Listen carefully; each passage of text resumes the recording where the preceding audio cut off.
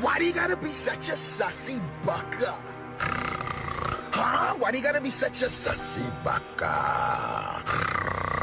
Why do you gotta be such a sussy bucka?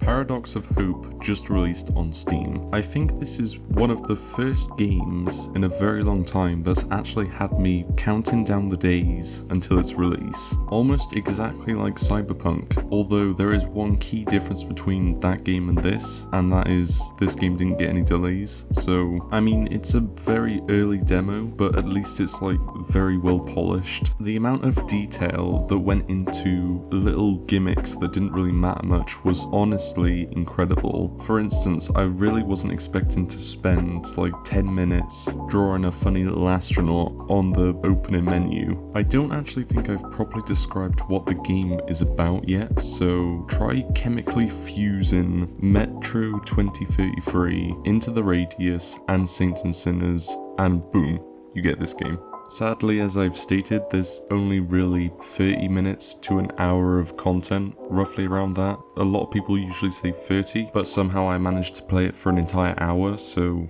I don't really know how that works. I think because the majority of it was just me messing around, like feeding every single corpse I came across a cigarette, just because I wanted to. Also, can we admire how much cigarettes they give you in the game? I'm surprised there wasn't an ailment called lung cancer that I could contract.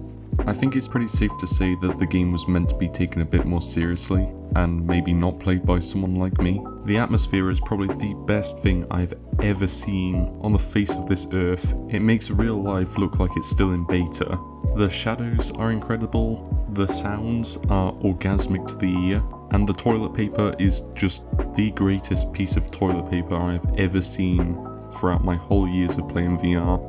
Although this is all good and all, there are just a few little quirks about the game which aren't as brilliant as the stuff I've stated. Me, personally, I found the interactions a bit underwhelming. I mean, you can move shot bullets from your gun that are just lying around on the floor, which almost no game ever does. And on the other hand, you can't move around skeleton corpses or anything like that. Maybe in the full release there'll be a bit more interactions with the world around you, but for the early access version I don't think so just yet. I feel like I'm comparing it a bit too much to more well-rounded games like Boneworks and Half Life, where their interactions is just unlike any other. Like, you can pick up or move anything, or almost anything in those games.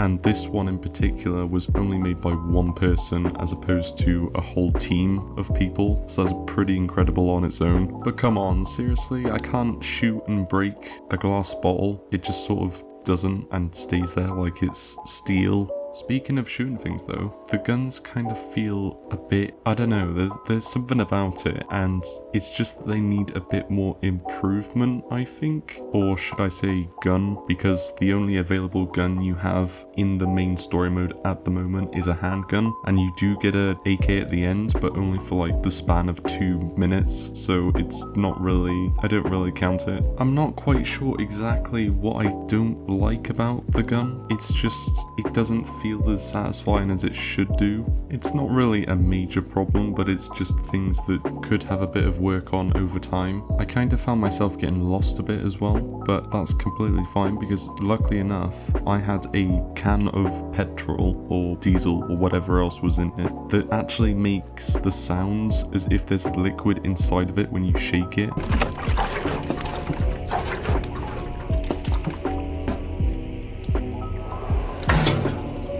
I think I had a bit more fun with that can than I should have.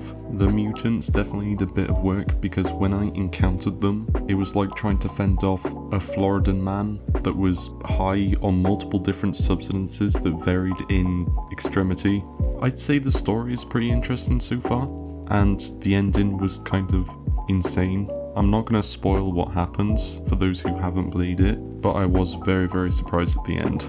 Aside from the main story, they've also got a really fun game mode where you can unlock new weapons that they didn't show off in the campaign mode. I didn't manage to unlock them though to show them off. Basically, you just need to go and get items for my favourite character in the entire game. His name is Uncle Sergey You know what, I'm not going to try and pronounce that because I'm just going to get it wrong. But basically, you do quests for this guy and he gives you reputation points, and you use the reputation points to unlock new weapons and gadgets and all sorts. And that's all it is. It seems like that reputation system is going to take a while to fully complete and get all those weapons, so I'm gonna probably do that in my free time and not spend a couple of hours just to get that content for the video, that is. But that is about all there is, and it's the end of the video, so thank you so much for watching. If you are interested in more VR type content, do make sure to subscribe to the channel. It really does help me out a lot, and it's completely free, so why wouldn't you? But thank you again for watching, for getting this far, and until next time, goodbye.